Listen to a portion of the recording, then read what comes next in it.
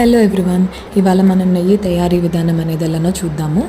So చిలికిన వెన్నని ఫ్రిడ్జ్లో నుంచి ఒక 1 అవర్ ముందరే బయట తీసి పెట్టుకొని ఐస్ క్యూబ్స్ అనేది ఒక గిన్నెలోకి వేసుకోవాలి. ఆ చిలికిన వెన్ననంతా ఫ్లోట్ అయ్యే వెన్ననంతా ఈ ఐస్ క్యూబ్స్ మిల్లోకి వేసేసుకోవాలి.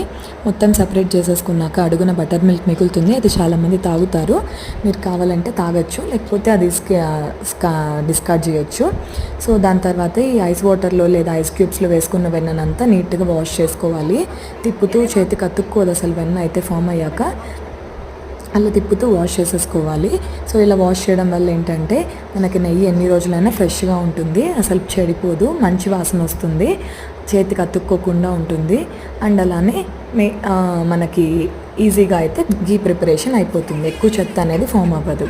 సో అడుగు గట్టిగా ఉన్న ప్యానెల్ని స్టవ్ మీద పెట్టుకొని ఇప్పుడు కరగబెట్టిన ఈ వచ్చిన వెన్ననంతా వాటర్లో నుంచి తీసి కొంచెం వాటర్ అంతా డ్రైన్ చేసేసి వేయాలి. వాటర్ డ్రైన్ చేయడం వల్ల మనకి ఎక్కువసేపు ఉడకదు, త్వరగా నెయ్యి ఫార్మేషన్ అనేది అయిపోతుంది. వాటర్ తోటి అట్లానే వేస్తే చాలా టైం పడుతుంది. సో మొత్తం వేసేసుకున్న తర్వాత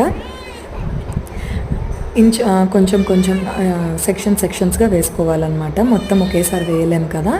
సో సెక్షన్స్గా కొంచెం పార్ట్గా నీళ్ళంతా వడగట్టి వేయాలి.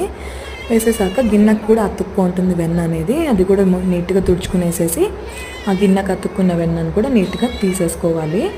తర్వాత లాస్ట్లో వచ్చిన చెత్తనైతే అట్లనే పడేసాను ఆ వాటర్ని. దాని తర్వాత ఇంకా కరగబెట్టడం స్టార్ట్ చేశాను.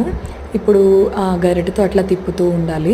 సో ఈ మధ్యలో ఏంటంటే ఒక తమలపాకుని కడిగి టిష్యూ మీద ఎండబెట్టాను, తడి ఉండకూడదు. ఒకవేళ మీ ఇంట్లో తమలపాకు లేనట్లయితే కరివేపాకు కూడా తడి ఆరబెట్టి వేసుకోవచ్చు.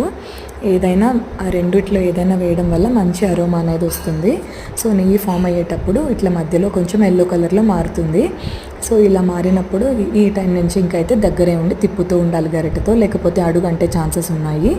సో ఇలా తిప్పుతూ ఉండడం వల్ల మీకు చెత్త అనేది ఎక్కువ ఫామ్ అవ్వదు, ప్లస్ త్వరగా మీకు అడుగు అంటకుండా ఈజీగా నెయ్యి ఫార్మేషన్ అనేది అయిపోతుంది. సో ఇలా తిప్పుతూ ఉన్నప్పుడు సడన్గా ఇట్లా లైట్ బ్రౌన్ కలర్లో చేంజ్ అవుతుంది. ఎల్లో కలర్లో నుంచి ఈ లైట్ బ్రౌన్ కలర్లో మారినప్పుడు పైన ఎక్కువ నురుగు వచ్చేస్తాయి, బుడగలుగా. సో ఈ టైంలో కూడా సిమ్లో పెట్టే తిప్పాలి, హైలో పెట్టకూడదు, మాడిపోతుంది.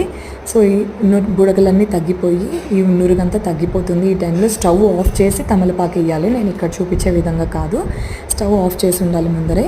స్టవ్ ఆఫ్ చేసి ఇది వేసేసి తర్వాత ఒక 1 డే అంతా అట్లే చేయాలి. తమలపాకు అరోమా అంతా దిగుతుంది. దాని తర్వాత పక్క రోజు కొంచెం కరగబెట్టుకొని వడగట్టుకుంటే మనకి ఫ్రెష్ బాటిల్ ఘీ రెడీ అవుతుంది. Thank you for watching my video. Bye.